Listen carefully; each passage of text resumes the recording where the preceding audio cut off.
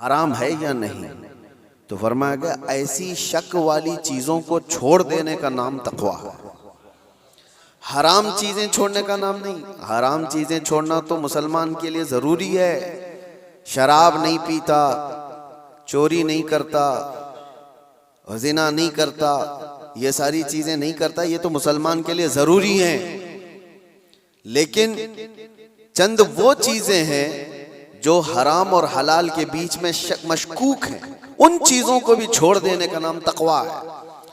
और तकवा दिल से होता है, तकवा दिल से होता है। इस तौर पर समझ लें कि हमेशा उसके सीने में अल्लाह का खौफ हो, हर घड़ी अल्लाह तबारक व तआला की खशियत हो, उसको तकवा कहा जाता है। तकवा और तकवे के बगैर कोई वली नहीं होता। तकवा सबसे बड़ी चीज ये है कि तकवा कराता क्या है, ठंडियों में बिस्तर छोड़कर खड़ा हो जाता है बंदा अल्लाह की इबादत के लिए, तकवा है। रात के वक्त वो जब लोग सो रहे हों, ये रब ताला के हुजूर खड़ा हो जाता है, ये अल्लाह का खौफ उसको बिस्तरों से उठा देता है, ये तकवा है।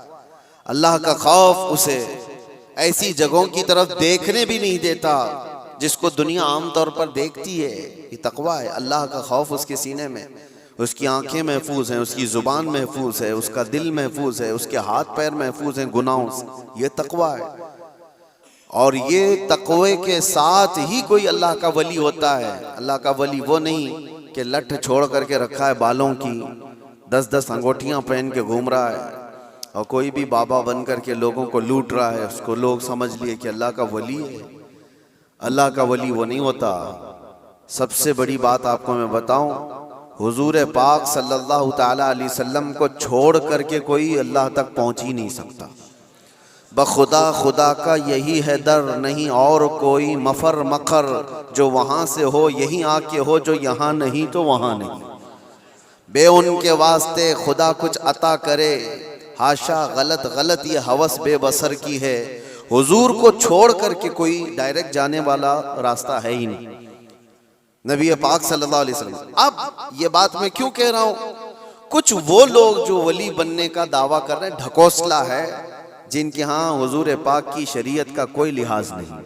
हुजूर से अगर मोहब्बत हो तो हुजूर की सुन्नत से भी मोहब्बत होगी, हुजूर से अगर मोहब्बत हो तो हुजूर की शरीयत से मोहब्बत होगी। नबी पाक सल्लल्लाहु ताला अलैहि वसल्लम के सहाबा में सिद्दीक़ अकबर से बढ़कर वली कौन है, फारूक आजम की तरह वली कौन है, उस्मान गनी की तरह अल्लाह का वली कौन है, हैदर कर्रार तो शाह विलायत हैं, वलियों के सरदार हैं। तो मुझे आप बताओ, ये सहाबा में से कभी कोई ऐसा सहाबी जो रसूलुल्लाह की इक्तिदा करने में पीछे रह गया हो, कोई नमाज कज़ा करता हो, शरीयत की धज्जियां उड़ाता हो? कोई एक भी सहाबी आपको ऐसा नहीं मिलेगा, एक भी सहाबी नहीं मिलेगा। क्योंकि सबको पता है रसूल पाक सल्लल्लाहु अलैहि वसल्लम का दरवाजा छोड़कर अल्लाह तक नहीं पहुंच सकता, कोई नहीं पहुंच सकता। अब मैं यहां पर आपको एक मिसाल दे दूं कि बगदाद में एक बार ये मशहूर हो गया कि एक अल्लाह के वली दरियाए दजला के पास आए, बहुत इबादत करते हैं, बहुत तवज्जो से। गौसे पाक का जमाना है, सरकार गौसे पाक को जब ये खबर हुई कि एक कोई बड़े वली आए हैं दरियाए दजला के पास इबादत कर रहे हैं, तो आपने कहा अल्लाह के वलियों से मुलाकात ये अपने आप में एक इबादत है, मैं उनसे मुलाकात जरूर करूंगा। तो सरकार गौसे पाक भी चले गए दरियाए दजला के पास कि वो उस अल्लाह के वली से मैं मुलाकात करूं। जब वहां पहुंचे तो पता चला कि वो सुबह ही वहां से रुखसत हो गए थे, चले गए थे। गौसे पाक से उनकी मुलाकात नहीं हो पाई, लेकिन लोगों में मशहूर था, सारे लोग देख रहे थे, वो कंटिन्यू इबादत करते थे, मुसलसल इबादत करते थे। तो गौसे पाक रदी अल्लाह तआला अन्हु जब लोगों से पूछते हैं वो इबादत कहाँ करते थे, लोगों ने बताया जो जगह थी वो रेत पर जो है दरिया के किनारे जो रेती पड़ी हुई थी उसी पर इबादत करते थे। गौसे पाक गौर से निशानियां देखते हैं, उनके सजदों के निशान थे, उनके हाथों के पैरों के निशान थे। आपने गौर से देखने के बाद फिर कहा तुम लोग झूठे शख्स को अल्लाह का वली समझ लिए हो, वो कहां से अल्लाह का वली था, तुम लोग किसी को भी वली मान लेते हो। लोगों ने कहा आपने तो देखा नहीं और ऐसे ही आप कह रहे, हम तो उनको मुसलसल इबादत करते हुए देख रहे थे, कोई नमाज कज़ा तो नहीं करते थे।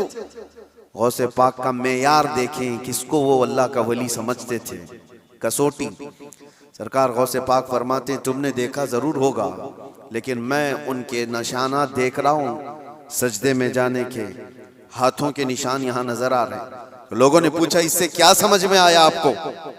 कहा देखो 10 उंगलियां रेत पर ऐसी खुली हुई पड़ी दिख रही हैं, और मेरा मानना यह है कि जब नबी पाक सल्लल्लाहु ताला अलैहि वसल्लम सजदा करते थे तो 10 उंगलियां मिली हुई होती थी।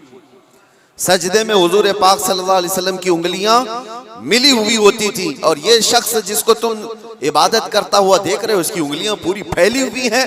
जो हुजूर की सुन्नत पर अमल नहीं करता, मेरे नजदीक वो वली हो नहीं सकता, वो वली नहीं हो सकता। एक सुन्नत को तर्क करने पर गौसे पाक फरमाते हैं कि मैं उसको नहीं मानता वली। अब आप अंदाजा करें, लोगों ने तो पता नहीं किसको किसको वली बना लिया है, कैसे कैसे बाबाओं के पीछे ये घूम रहे हैं। वो ऐसे बाबा जिनके नमाज का कोई ठिकाना नहीं, दिन भर कव्वाली में बैठे रहते, नमाज के बारे में पूछो तो कहेंगे मक्का में पढ़ते हैं, मदीने में पढ़ते हैं। कुछ वो भी हैं जो दिल की नमाजों की बात करते हैं। ये सब शैतान है।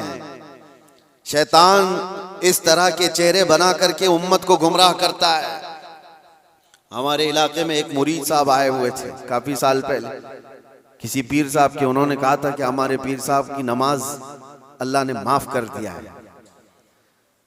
मैंने पूछा था कि क्यों? कहा इतना तकवा हो गया, इतनी इबादत किए हैं कि उनको अब ये जाहिरी नमाज की जरूरत नहीं है, वो बातिनी नमाज पढ़ते हैं। मैंने उनको एक स्प्रे मारा था, वो अभी तक आए नहीं वापस। कहा शरीयत में 4 लोगों पर नमाज माफ है, 4 लोगों पर नमाज माफ है। नाबालिग बच्चा हो तो नमाज माफ है, भी मतलब उस पर नमाज फर्ज ही नहीं हुई। दूसरे पागल हो, दिमागी नहीं है, तो भी नमाज माफ है। और तीसरे औरत की जो माहवारी आती हर महीने, हैज के दिनों में औरत को नमाज माफ है। चौथे बच्चे की विलादत हो जाए औरत, उसके बाद उसको निफास जो आता है वो 40 दिन तक भी हो सकता है मैक्सिमम, उतने दिन औरत को नमाज माफ है। ये 4 लोग हैं जिनको नमाज माफ है। मैंने मुरीद साहब से कहा था पीर साहब को पूछ लेना इन 4 में आप क्या हो। या तो तुम्हारा पीर नाबालिग होगा इसलिए नमाज माफ हो गई, या तो पागल होगा इसलिए माफ है, या तो फिर वो 2 कैटेगरी जो बड़ी डेंजर है। पूछ लेना।